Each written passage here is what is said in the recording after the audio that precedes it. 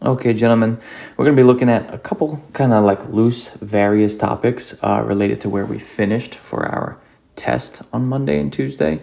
So we're going to go through this. We're kind of looking at close to the end of the trimester, so we're trying to finalize everything and bring some major topics together, some major points, like why were we doing the things we were doing, and then also bringing us back to some things we did in the beginning of the trimester to get us on the hang of starting to study for that trimester exam. So to begin, you have these notes. These are your notes, and all the way down here are the examples I'm going to work through, and then I have your homework. I put it right in here. So when you download this document, you're going to submit all of this back to the assignment, so I know you took notes during the video, and then the homework's attached to it. So you just submit all 4 pages, and you're good to go. Makes it a little bit easier. So starting with this, we know the quadratic formula to be x is equal to negative b plus or minus square root of b squared minus 4ac all over 2a. Okay, we had kind of gone over this on the last day before the test, and it was an either or. Either you memorize this, which is the formula, or completing the square, which is this in step form. They are the same thing. And this is used, as we kind of briefly said, used to find the solutions, or we called them x-intercepts, and I had mentioned in some classes they're also called the roots of a quadratic equation, meaning it's like that trinomial stuff. It's the x squared stuff. It's used to find the solutions. Now, obviously, we had said that we like to, as option 1 is to factor and solve, but that's only when it comes out to like rational numbers. So like fractions or 3 or negative 3 or 1/3. That was kind of our first option. It's really easy to do the factoring. That's our best method. That's our number 1. And if we can't do it, we have to either use the quadratic formula or completing the square. We could do this instead of factoring. It'll give us the solutions every time, but most of the time we're kind of better at factoring, so we would prefer to do that, but this will give us the solutions every time. Okay, highlight the most important part of the formula, most critical for determining if we get real, irrational, or imaginary results. So what happens when I got an imaginary result? Well, that was when there was a negative in the radical. How do I know if I get an irrational result? Well, that was if I had a non-perfect square, right? If I had 39 in here, it just stayed. If I came out with, that should actually be rational. I should change this to the word rational, but I'll do it real quick, rational. How do we determine if it comes out evenly? And that's if this came out to be like 36. That means it comes out as a 6. It's a nice number. So really, the thing that's most critical for us is this right here, just what's underneath that radical, and that's called the discriminant.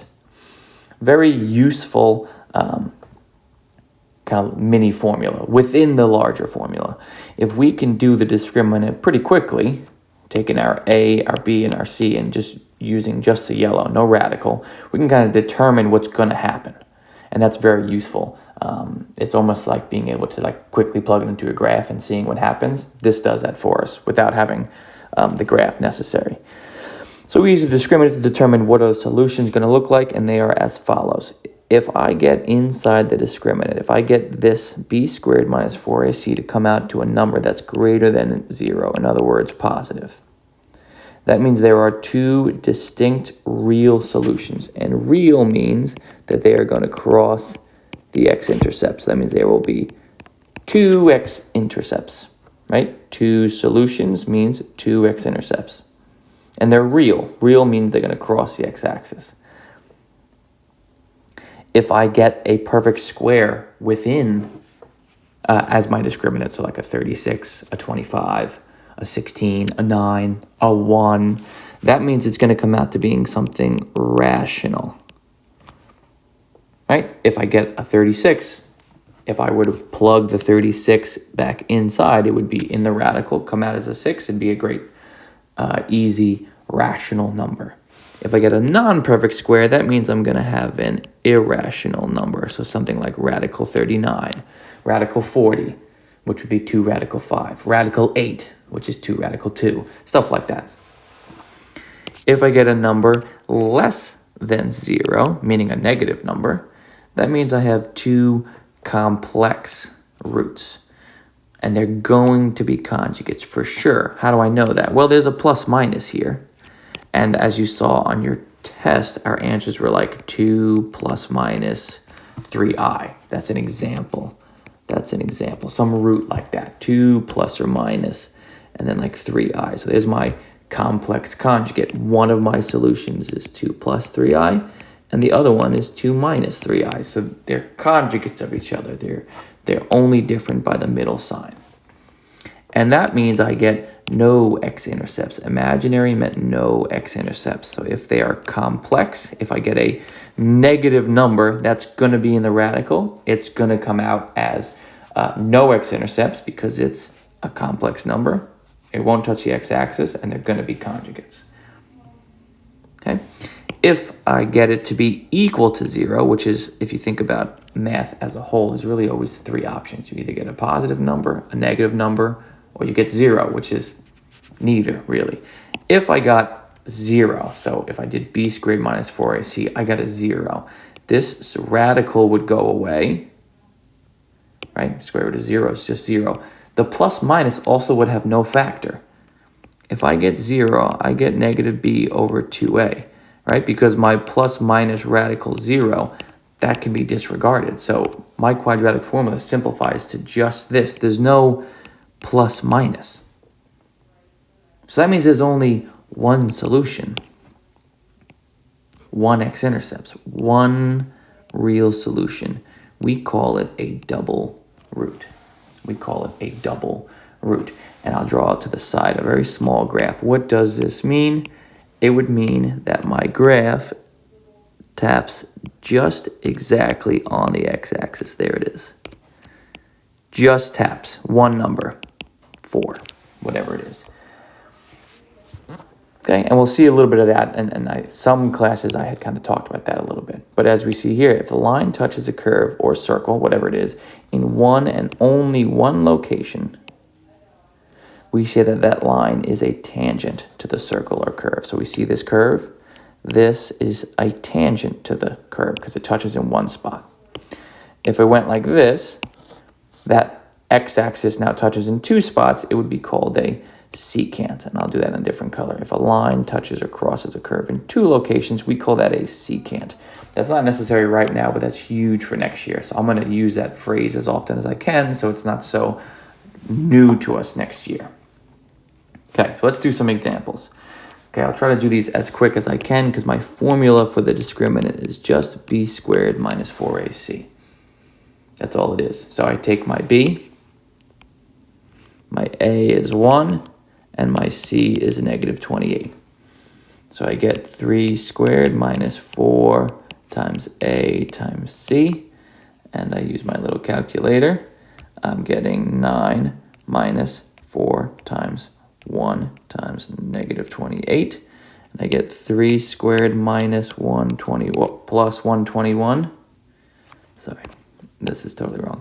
I get, 9 plus, I'll do it like this, 112, which equals 121. 121, is that positive, negative, or 0? Clearly it's positive. That means I'm going to have a real solution. 2 real solutions, actually.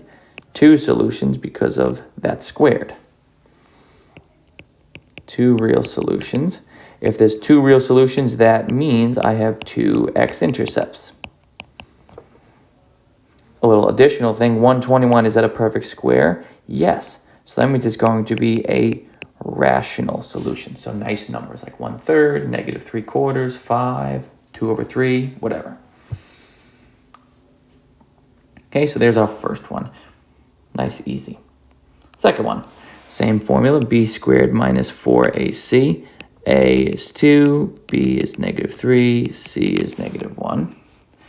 B squared, that's 9, minus 4 times A times C. I get 9 plus 8. That's 17.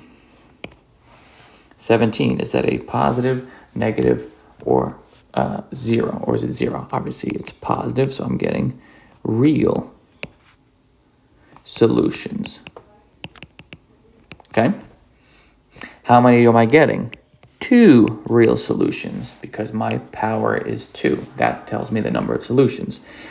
It's real, so that means that they are x-intercepts. Is 17 a perfect square? No, so that means I have irrational solutions. So like radical 3 and negative radical 3. Or 2 radical 5 and negative 2 radical 5. Or I'm sorry, 2 minus radical 5, right? It's something with radicals, it's something a little weird. I'm going to get like kind of an odd looking answer. It's going to cross the x-axis, giving me x-intercepts. There's definitely 2 of them. And they're real because they're crossing the x-axis, but it's not going to be 1/3 or something we can factor. Okay, this one. Okay, this one, same thing. B squared minus 4AC. See how I'm kind of even writing less. I'm going to do more and more of this in my head. It's kind of an easy thing to do. 36 minus 36, here we go. I get 0. 0. 0 tells me automatically it's called a double root, where my x-axis is a tangent to the parabola. Right? The x-axis is a tangent to the parabola. I only have one x-intercept because it's a double root, and that means one x-intercept. I'm supposed to get 2. That's what that squared means. That squared means I'm supposed to get 2. That's why we call it a double root, because it's there, it just counts twice, but there's really only one point I cross the graph. And a lot of times students are a little bit confused by that. They think, all right, so I'm supposed to get 2 solutions. This is the only time I get 1 solution, so we just say it counts twice. Why? Well, let's do it out.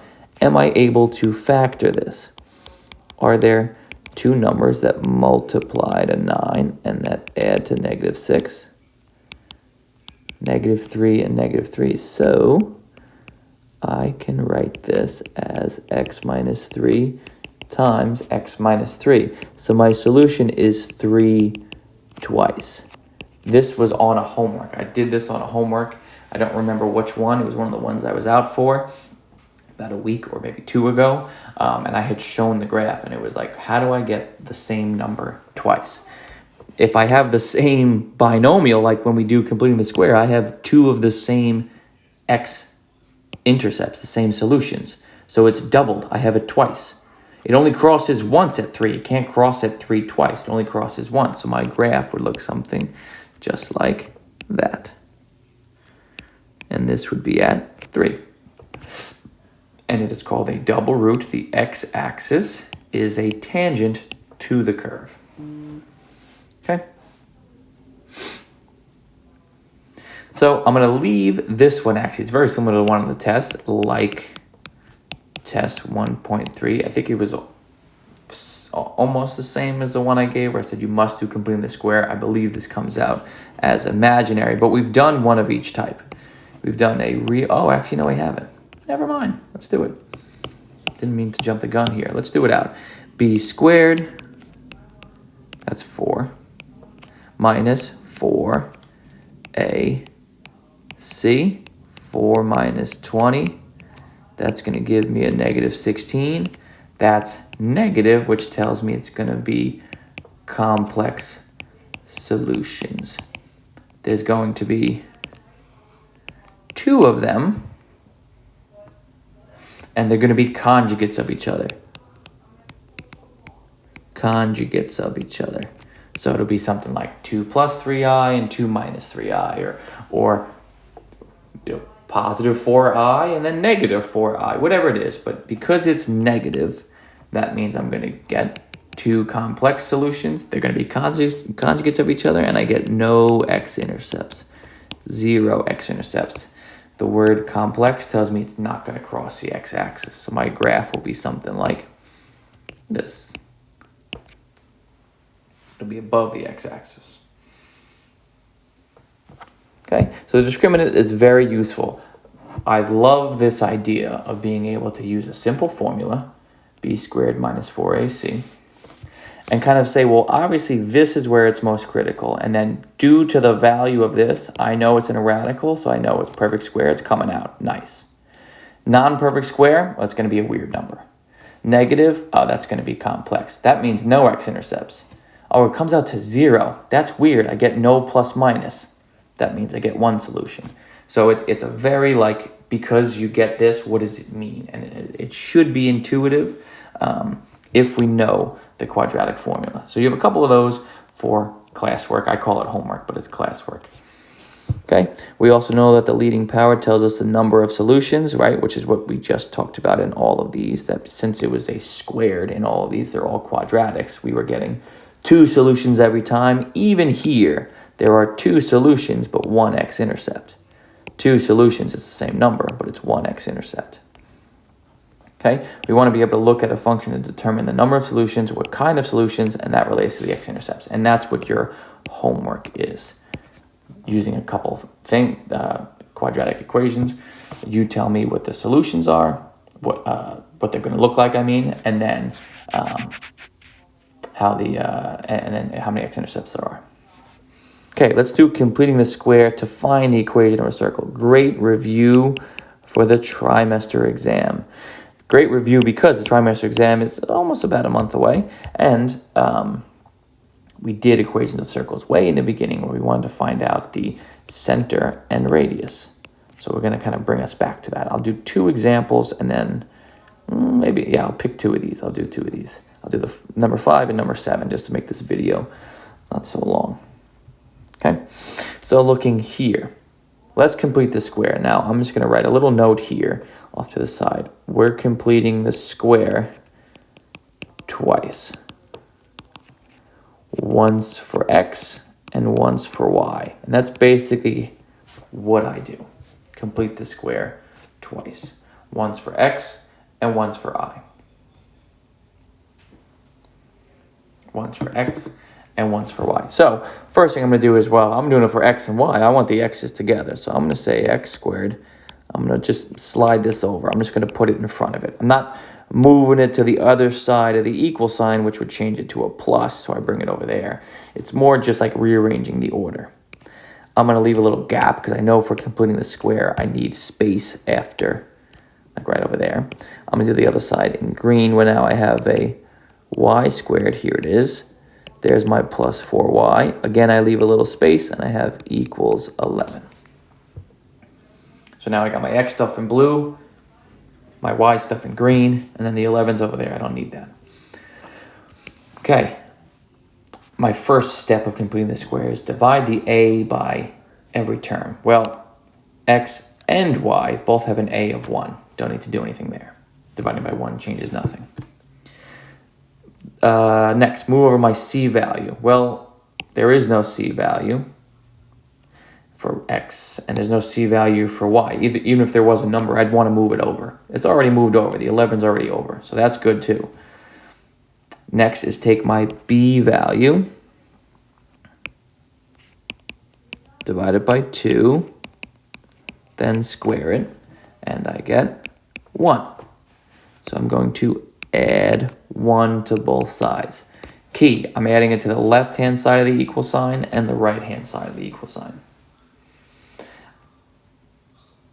So I basically did completing the square with blue, with x's, and now I'm going to do it again with my y. So that is a 4.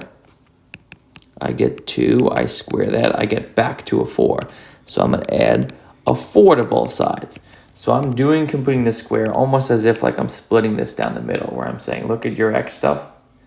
What would I add? Look at your y stuff. What would I add? Both of those get added on the left side, and that means both of those get added on the right side. Okay, we know this becomes a binomial times itself, and we know this becomes a binomial times itself. This one's with y, and this one's with x. If we remember from class, and hopefully we do, the b before you squared it is what I use. There's my -1. There's my, I should do this in green, my +2. And now on the right-hand side, I have 11 and 1. It's 12 and 4 is 16. There's a plus in between here. It's pretty much always going to be. Here is my equation of a circle as we remember it from test number 1. Some of you were like, wow, I do not remember this at all. That's okay. Trimester's coming up. Good that we get to see it here. If we recall, I asked what's the radius and what's the center. And this was on the first test. Some of you may be like, oh, I vaguely remember this. The center was always the two numbers I'm highlighting now in pink, except the signs were always in the reverse because it's of the form x minus h plus y minus k. So it's always the opposite sign. So I have a 1 and a -2. Those are my centers. That's my center of the circle. The radius was always this number inside a radical, so we called it 4. Okay? I am square rooting something, so we said that means I got to write a plus minus. But I'm not. Why am I not doing that? Well, we're not solving for x here. We're leaving it like this. We're not solving for y. We're leaving it like this. So there's no plus minus. Also, your radius can't be a negative number. So you would put a plus minus here, but you can't have a negative radius. So we leave it. And there's my radius, 4. My center is 1, -2. Okay? We'll leave it all out so we can see it. I'm going to do the next example, number 7, and then that's the end of the video.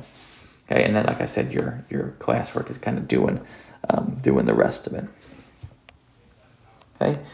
Here we go. I'm doing 7 because there's a number in the front. Obviously, this is a good one to do. If I were to ever give you one of these, I'll always make sure those are the same number because I have x squared stuff and y squared stuff.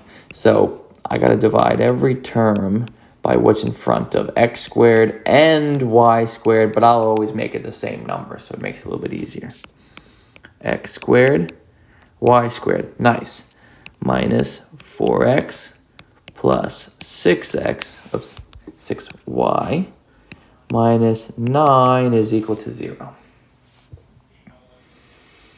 Again, my steps are to complete the square twice. Once with x's, so let me put the x's next to each other.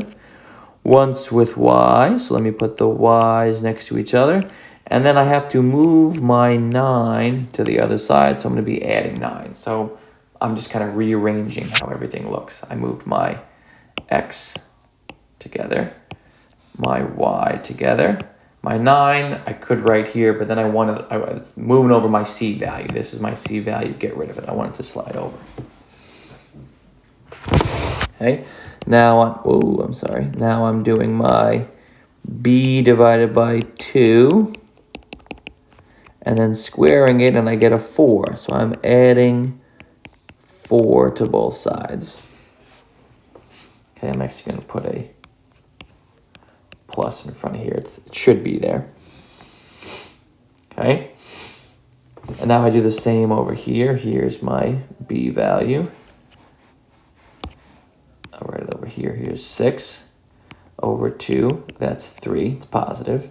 Squared, I get 9. So now I'm adding also 9 to both sides. So on the left-hand side of the equal sign, I have 4 and 9 being added in particular spots. On the right-hand side, I have 4 and 9 added to the already existing 9 that I slid over before. Over here, we know it's a binomial squared with an x.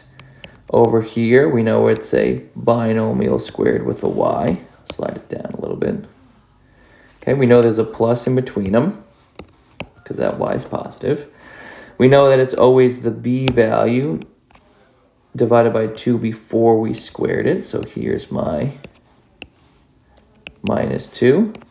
Here's my +3. And then I have equal to. 9 and 9 is 18 and 4 is 22. I have written the equation of a circle in standard form. Why is this useful? Because now I can tell what the center and the radius is. Again, the center is always those two numbers highlighted in, I guess we'll do yellow, with the opposite signs. So 2 and -3 is my center.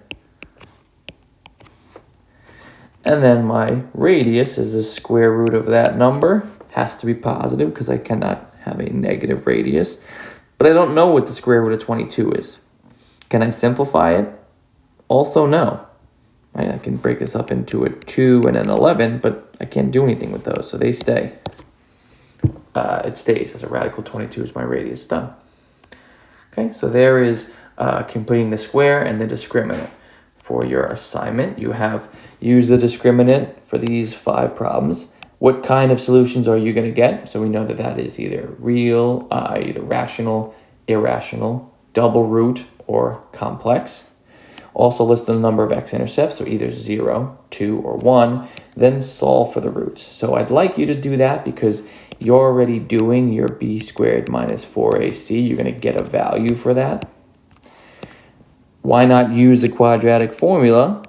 Negative b plus minus radical this, you can just plug in all divided by 2a. So you can you're already halfway there. Might as well just finish it out. So you get your 2 solutions, whether they're irrational or imaginary / complex.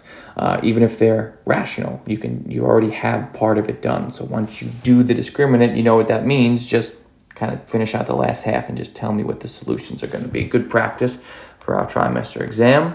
And then you have 2 with completing the square. And make sure you state the center and the radius. I'm going to want you to do that for this problem as well. Okay, so good luck. Make sure to submit all 4 of these pages to the classwork assignment. Again, it's worth 10 points, 5 points for doing the notes, and then 5 points for the homework. And I left you a line for your name. So if you don't write your name and your period, I'm just going to take off a point and you're going to resubmit it. I'm not going to give you the point back. It's here. I did it all for you. Okay, good luck.